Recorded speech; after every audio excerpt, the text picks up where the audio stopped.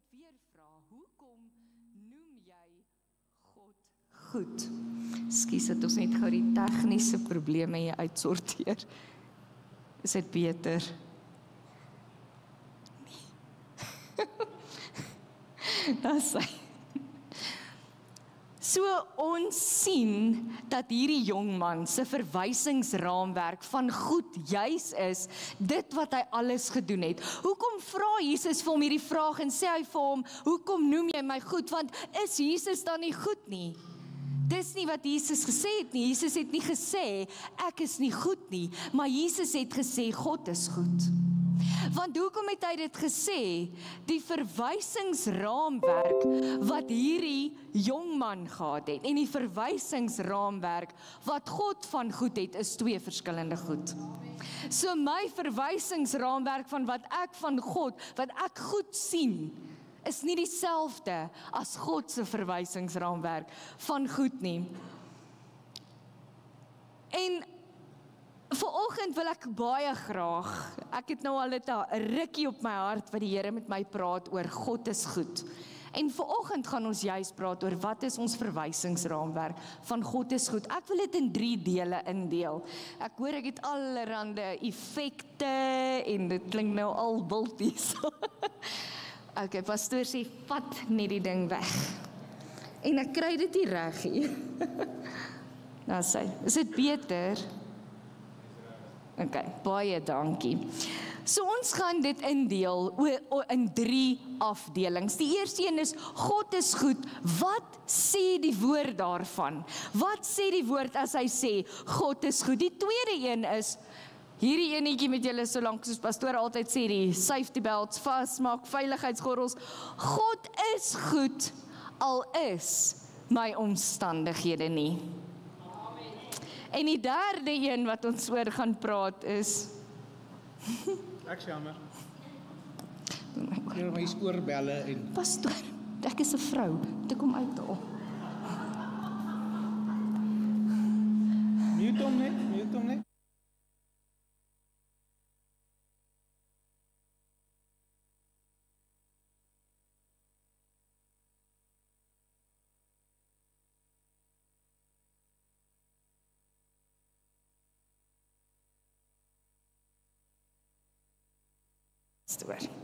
As julle die foto's neem dit net van die kant af, ek het nie oorbel aan die kant nou nie. En die derde punt wat ons by gaan kom is goed, God is goed, maar is goed altyd God? So dit is nogals my 3 interessante goed wat die Here vir my gegee het. As ons gaan kyk na wat sê die woord oor God se goedheid, dan sien ons in Psalm 118 vers 1 en vers 29 die volgende: sê vir die Here baie dankie want hy is goed. Kom prys die Here want hy is goed. Sy liefde sal nooit ophou nie. Daarvan kan jy seker wees.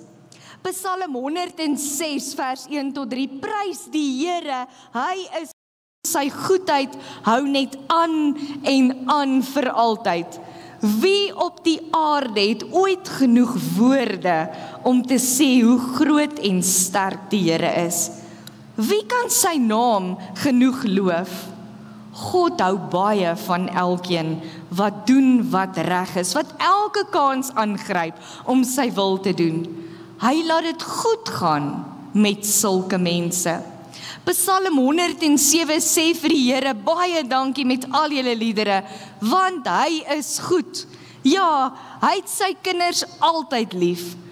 Dit moet mense sê as die Here hulle uit die moeilikheid uit help. Ja, almal wat hy uit die nood gered het, moet so sê.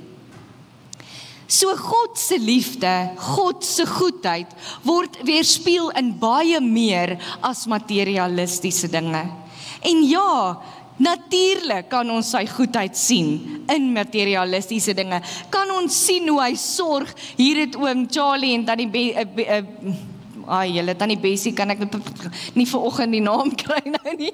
So 'n mooi getuienis waar hulle sê, hoor hoe goed is God vir ons gewees in dit wat hy vir ons deurgekom het, wat ons nodig gehad het.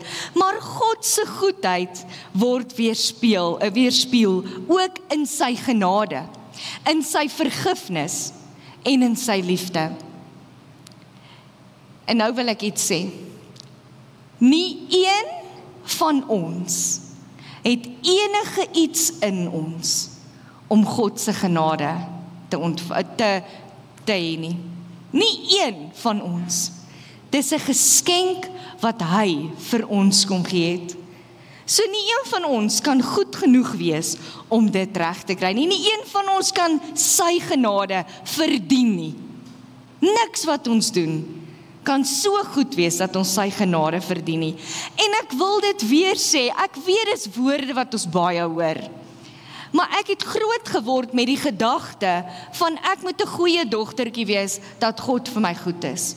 Of ek moet goed doen sodat God vir my lief is. Of ek moet goed doen sodat God vir my voorsien. Niks wat ek en jy doen kan sy liefde, sy genade, sy goedheid verdien nie.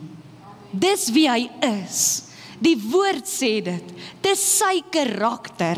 Niks kan daaraan verander nie. Niemand kan daaraan verander nie.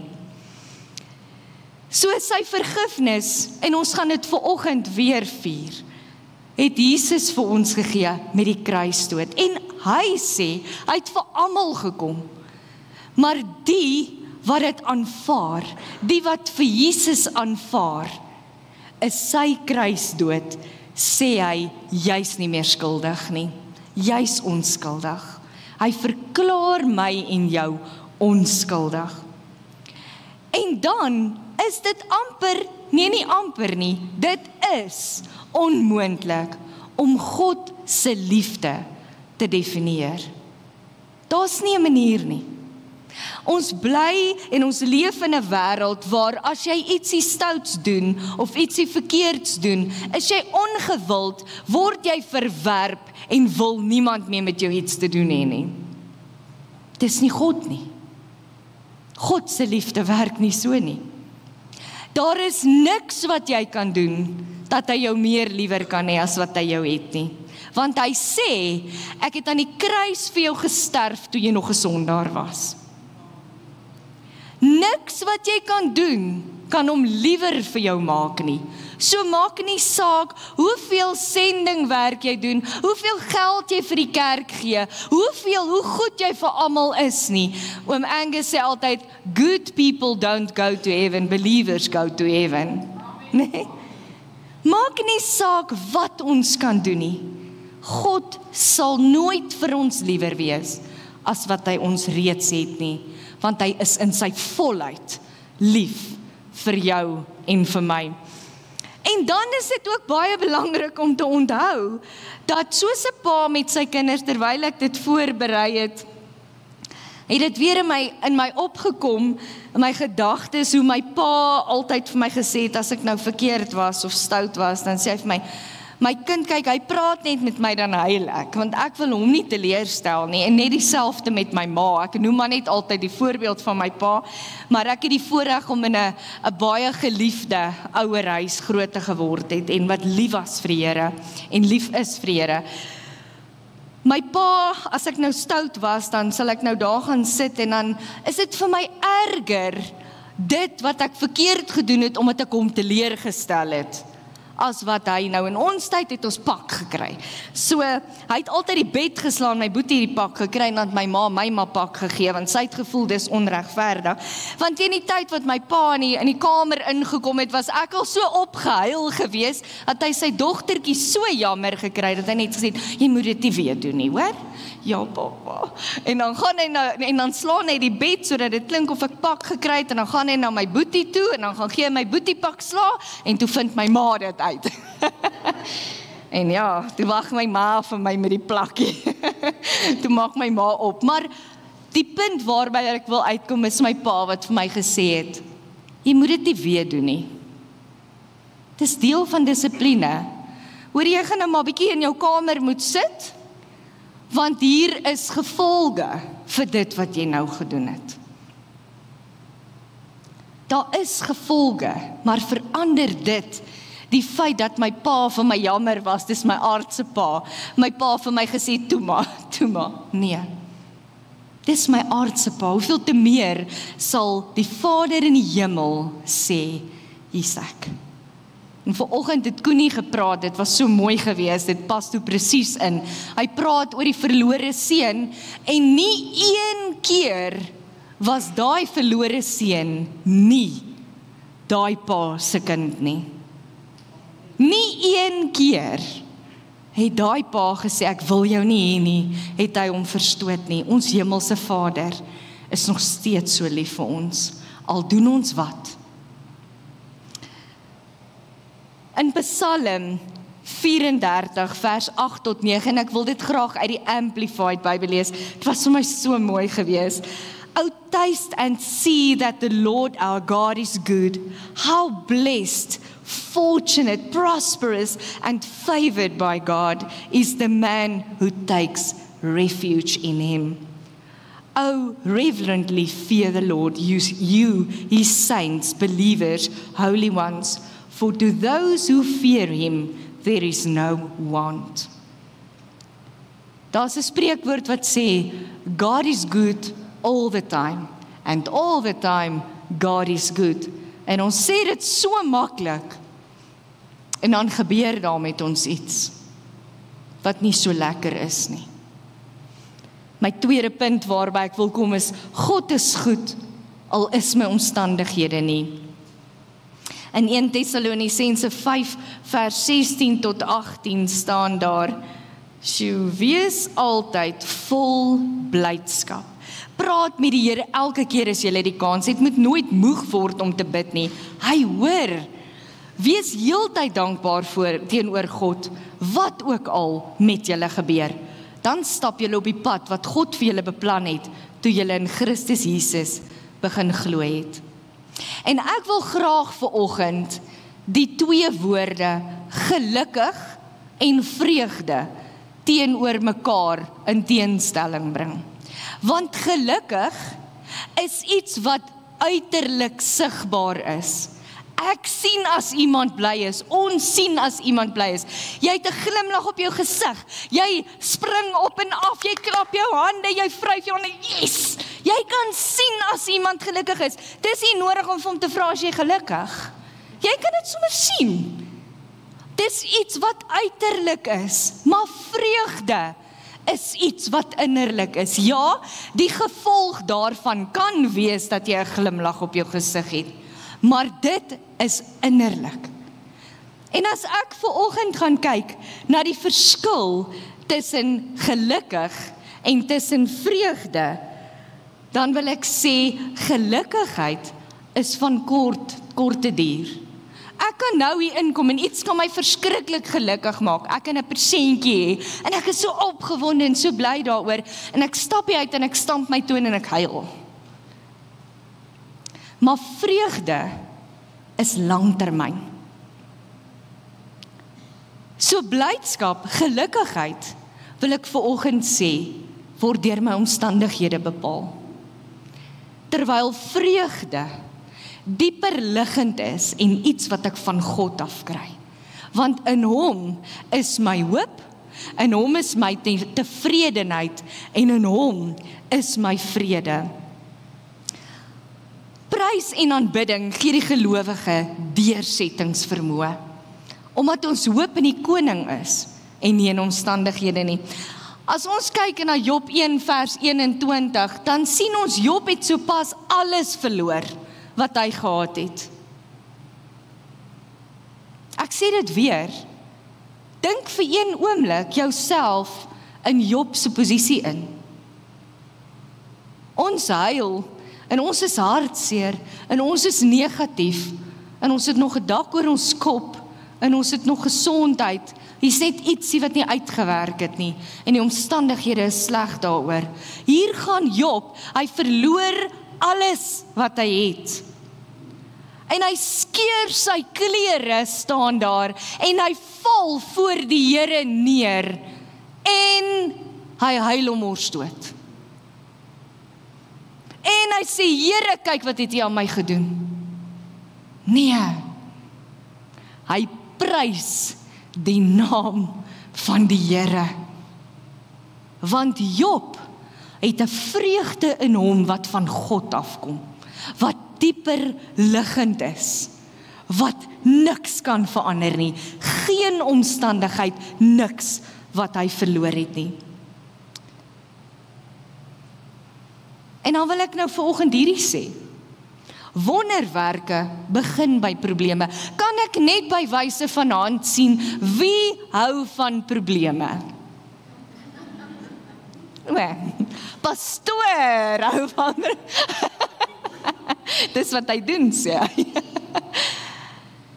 Ons wil nie probleme hê nie, maar ons wil die wonderwerke sien. Ons wil nie deur donker gaan nie, maar ons wil die wonderwerke hê. Ons wil nie die moeilikheid ervaar nie, maar ons wil getuienis hê. Ja, God is goed. God is goed. Die oomblik wanneer die eerste slegte negatiewe ding my tref, waar is die Here? Wonderwerke begin by probleme. Die probleem was, as ons in die Bybel kyk, daar was nie wyn nie. En Jesus verander water in wyn, sy eerste wonderwerk. Daar was nie kos nie, is die probleem, en Jesus vermeerder die broodjies en die visie.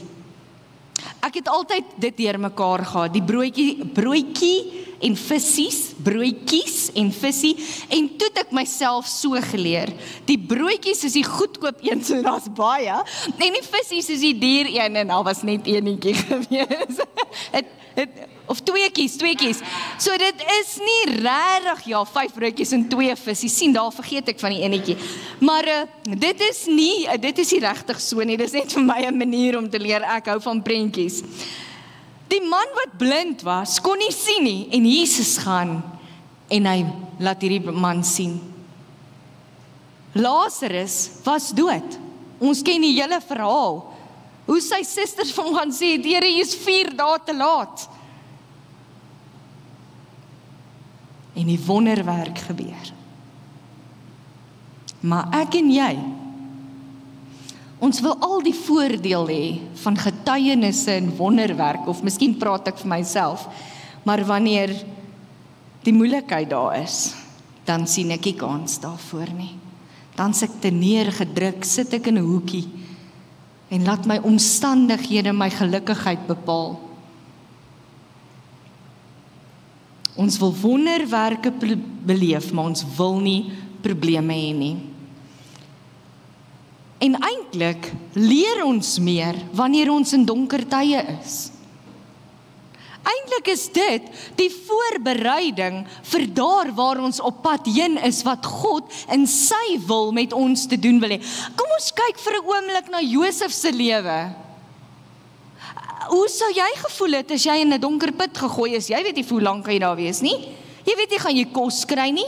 Jy weet nie wat gaan hier aan nie. En kyk wat het God gedoen.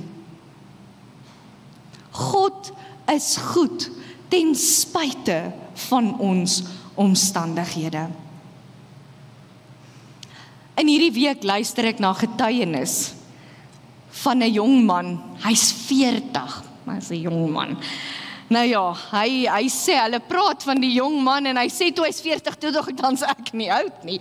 Maar nou ja, so in hierdie week luister ek hierdie getuienis van hierdie man, en dis regtig 'n hartseer verhaal. Sy 3 maande oue dogtertjie het hy, ek weet nie of julle dit is oral op Facebook, miskien het julle dit al gesien, my tannie het dit vir my aangestuur, en toe sien ek dis Facebook ook, want jy moes nou dit gekyk het, dan weet Facebook skielik alles wat jy doen, so dan stuur hulle ook die getuienis, en skielik moet ek nou die man volg, want ja, hy's nou daar. Ekskuus pastoor? Facebook is? Facebook het so gesê.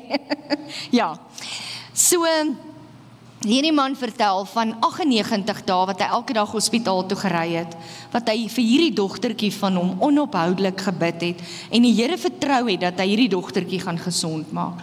En op die 98ste dag het hulle vir hom gesê hy moet kom, want sy het dit nie gemaak nie. En hierdie man vertel sy verhaal en hy gaan uit hierdie donkerte wat hy beleef het en hy gaan en hy bring dit aan die lig en hy sê, hy lewer sy getuienis van hoe die Here, hy het al gesê, hy's 'n mens, hy het gedrink en hy het alles wat verkeerd is gedoen en hy was kwaad gewees vir die Here en hy het vir die Here gesê, hoekom het hierdie gebeur? En die Here gebruik sy getuienis in elke mens met wie hy teekom op hierdie stadium, want hy deel dit wat in die donker was, in die lig. Die Here het hom voorberei, 'n hele proses, tot daar waar hy nou is. Hy sê hy sal graag eendag by die Here wil hoor, hoekom het dit so gewerk? Maar vir nou, kan hy nie ophou om van God se goedheid te praat en God se houvas en God se voorsiening in hierdie tyd wat hy daardeur moes gaan nie. En ek wil nou baie graag vir julle die video gespeel het van wat pastoor vanoggend oor gepraat het, maar hy het die video gestuur, so hy mag seker nou eerste oor die pilot gepraat het, maar dit was vir my so kosbaar gewees om te weet dat hierdie seun nie bang is nie. Al gaan hy deur moeilike tye, want hy weet sy pa is in beheer. En ek dink dit is belangrik vanoggend dat ek en jy onthou en besef dat God is goed. Dit is sy karakter. Hy kan nie verander nie. Al lyk my omstandighede sleg, al lyk dit wat rondom ons aangaan sleg, verander ons pa, ons koning, ons Abba Vader se karakter nie. Die derde punt wat ek wil maak is, God is goed, maar goed is nie altyd God nie. En dan wil ek die vraag vra, het ek en jy God en goed sinoniem gemaak? Is alles wat goed is en lyk van God af?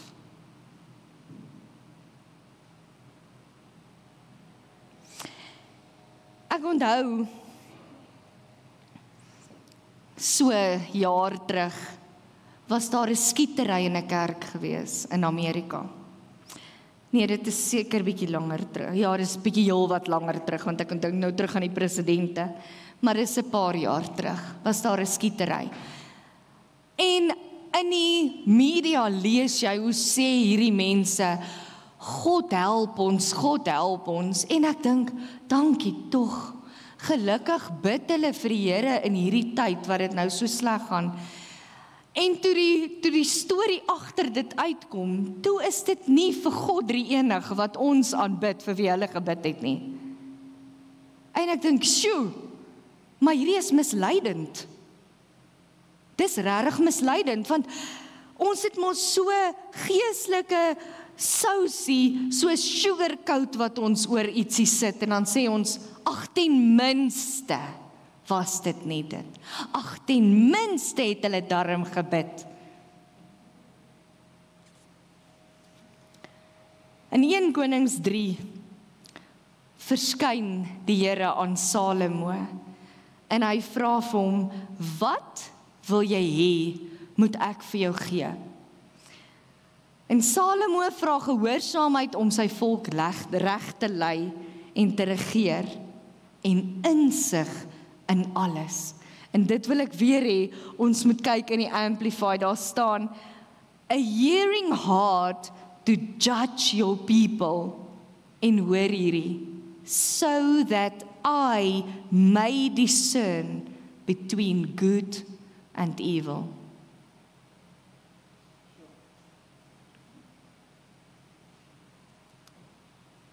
Salomo was wys, en hy vra vir God, gee vir my onderskeidingsvermoë, dat ek kan sien wat goed is en wat sleg is. In Jakobus 1 vers 16 staan daar, moenie mislei word nie. Spreuke 14, die woord is vol daarvan. Vers 12 in die 53 vertaling staan daar, daar is 'n weg wat vir 'n mens reg lyk, maar die einde daarvan is die dood. Matteus 4 vers 4 tot 5, en Jesus antwoord en sê vir hulle, pas op dat niemand julle mislei nie, want baie sal onder my naam kom en sê, ek is die Christus, en hulle sal baie mense mislei.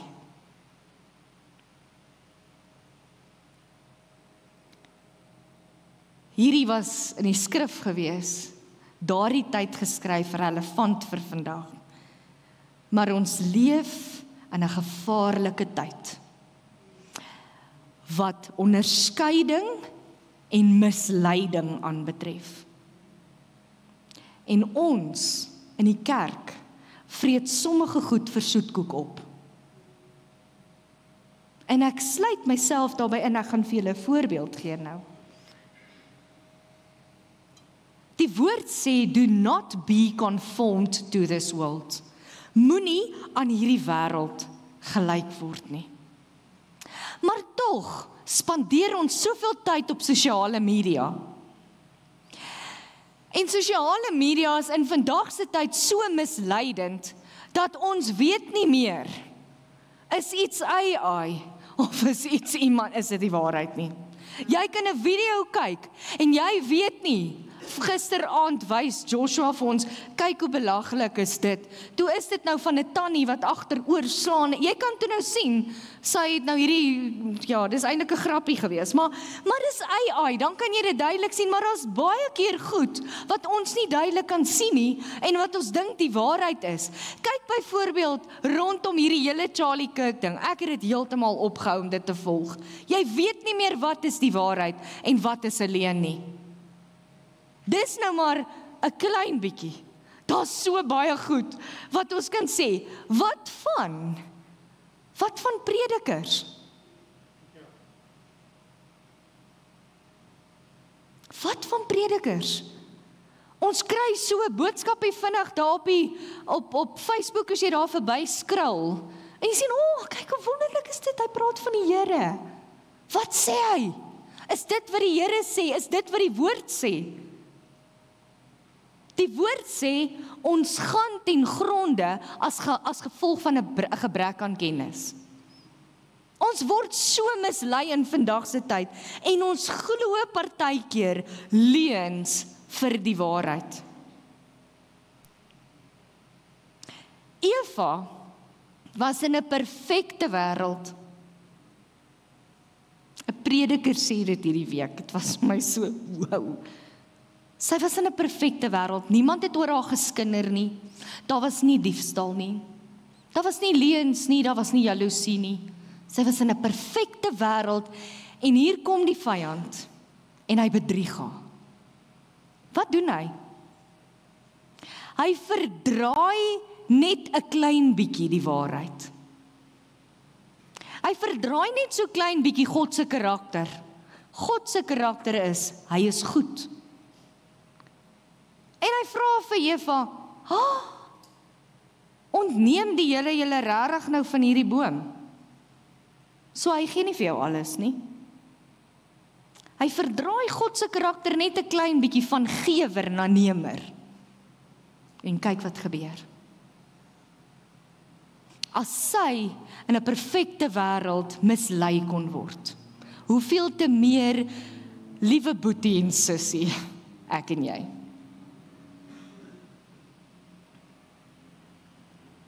Ek lees die volgende wat Wilco Naaman, hy's 'n skrywer van God en Geld, hierdie week skryf: wanneer ek met mense se finansies werk, sien ek dieselfde patroon oor en oor. Ek is van die opinie dat die oorgrote meerderheid van God se kinders in vandag se tyd die vermoë verloor het om te onderskei. Nie omdat ons dom is nie, hoor hier, maar omdat ons deur 'n wêreldse standaard verlei en beïnvloed is. Ek gaan dit weer lees. Die meerderheid, die oorgrote meerderheid van God se kinders in vandag se tyd, het die vermoë verloor om te onderskei, nie omdat ons dom is nie, maar omdat ons deur 'n wêreldse standaard verlei en beïnvloed is. Ons kan nie meer onderskei tussen 'n behoefte en 'n begeerte nie. Ons koop wat ons lus het en dan bid ons vir uitkoms wanneer die rente en die skuld ons versmoor en die laste swaar raak om te dra. Nooit in die Bybel is ons geroep om alles te kry wat ons wil hê nie. Ons is wel geroep om te bestuur wat God in ons hand geplaas het. Dit was my mind-blowing.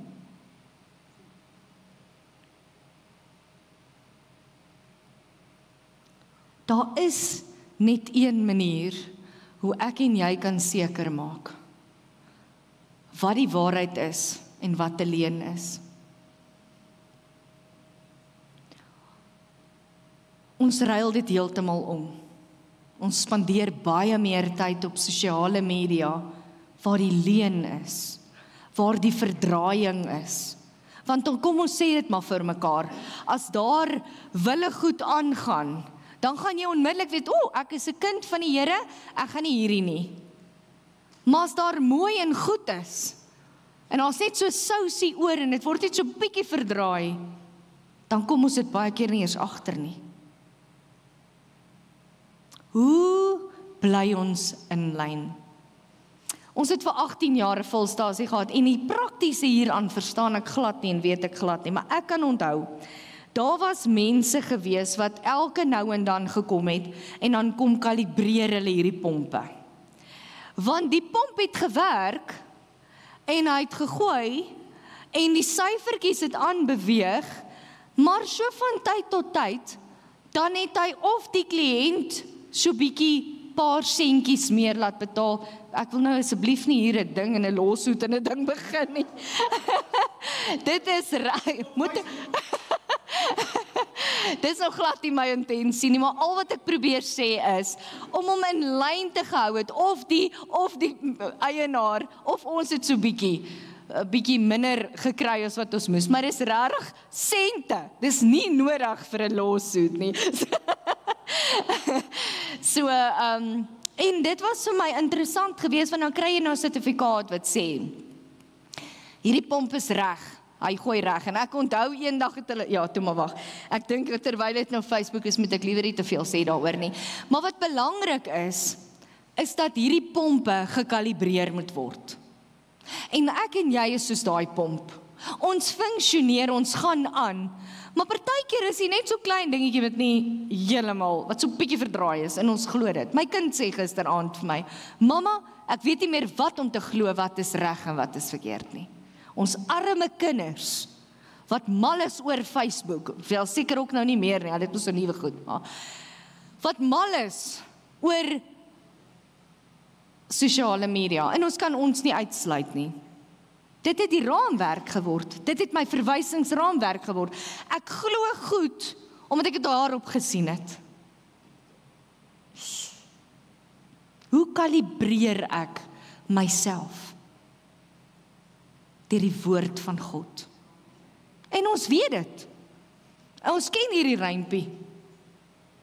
Maar die vraag vanoggend is, wat is jou aksie daaromtrent? Wat doen ek en jy daaromtrent?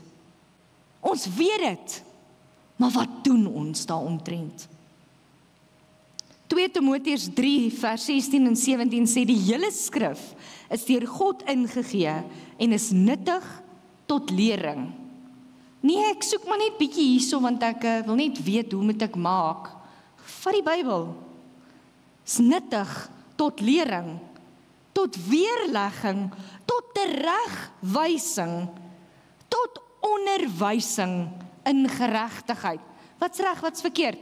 Hier is die Bybel.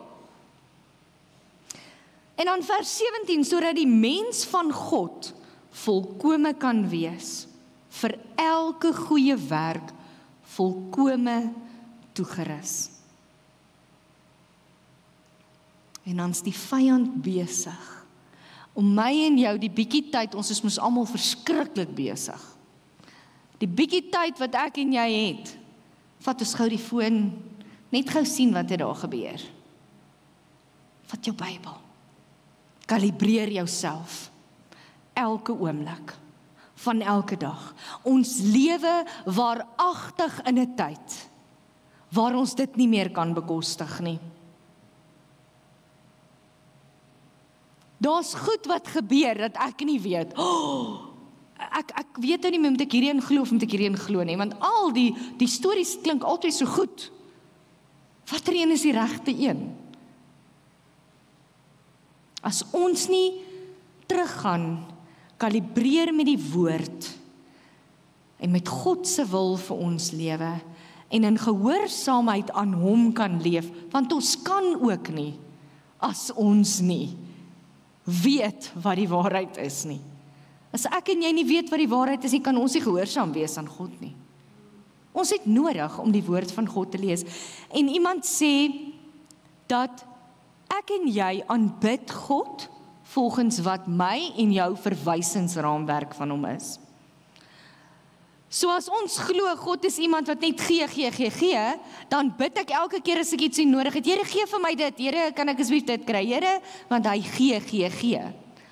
As ek glo God is die regter, dan sê ek, Here, help asseblief, kyk wat het hierdie nou net aan my gedoen. Here, sort hierdie asseblief vir my uit. Nie dat ons dit nie mag doen nie. Maar wie is hy vir my en jou? Is hy nog God wat goed is? Soos die woord sê. Is hy nog God wat goed is in alle omstandighede? Is hy God wat goed is en nie goed wat altyd God is nie? Het ek nog daardie onderskeidingsvermoë? En ek wil asseblief die aanbiddingsspan oproep. So wat is my en jou verwysingsraamwerk, ene pastoor? Pastoor Staak. Wat is jou en my verwysingsraamwerk van God is goed? En terwyl die aanbiddingsspan vir ons die laaste lied wat ons gesing het, I will give you all my praise.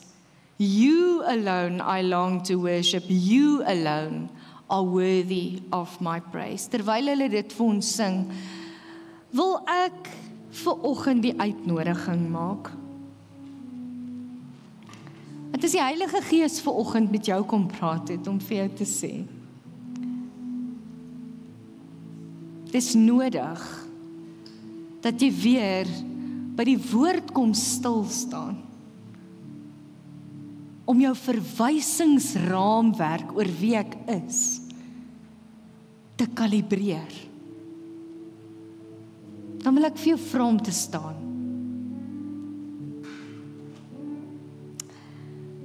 As die Heilige Gees vanoggend met jou gepraat het oor God is goed, jy hoef nie vorentoe te kom nie, maar net saam met julle bid.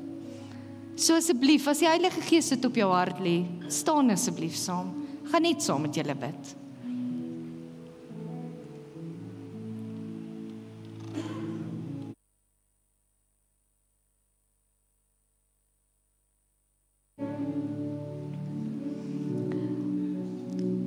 As daar iemand is wat vanoggend sê, God is goed, maar wanneer ek na my omstandighede kyk,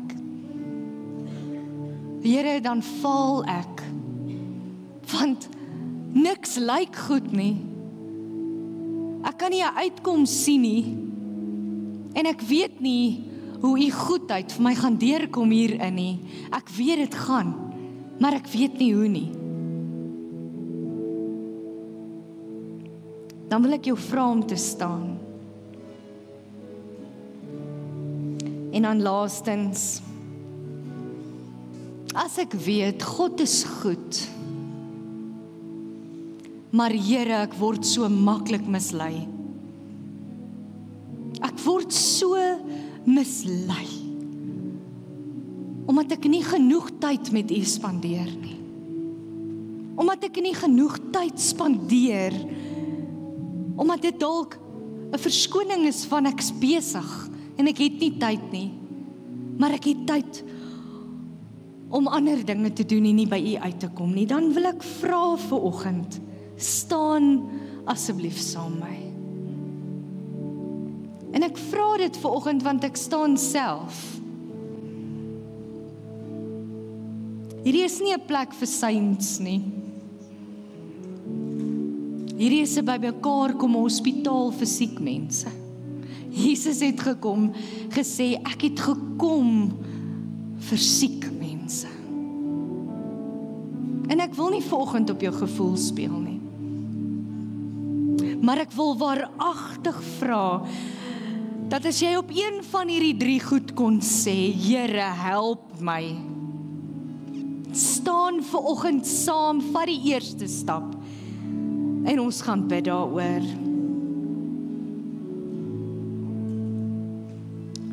Abba Vader, ons weet, want U woord sê, U is goed. En vanoggend wil elke een van ons knie voor die allerhoogste God en Here en Vader van hierdie heelal buig in diepe afhanklikheid en sê, vergewe my Here vir die kere wanneer ek na my omstandighede gekyk het, al is dit hoe moeilik, liewer as na U. Vergewe my dat ek soveel tyd spandeer aan aardse goed, terwyl ons nie van hierdie aarde is nie, Here Jesus, van hierdie wêreld is nie. En dat ek nodig het om meer tyd met U te spandeer.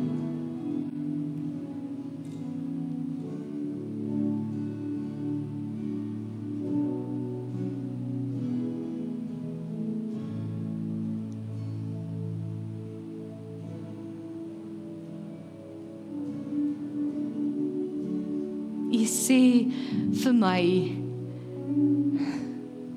ons moet weer terugkom na die roots toe, na die wortels toe. Weer glo soos 'n kindjie.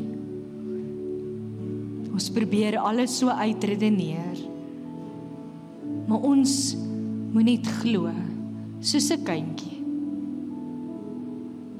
Soos 'n kindjie wat vertrou wanneer ek op 'n hoek staan en ek spring daar af. My pa sê kom en hy vang my. Vang my, Here, in hierdie tyd, in hierdie moeilike omstandighede wat ek dalk is. Want ek weet, God is goed. Ek verklaar dit vanoggend weer. God is goed. Ek wil vra dat julle dit saam met my sê, God is goed.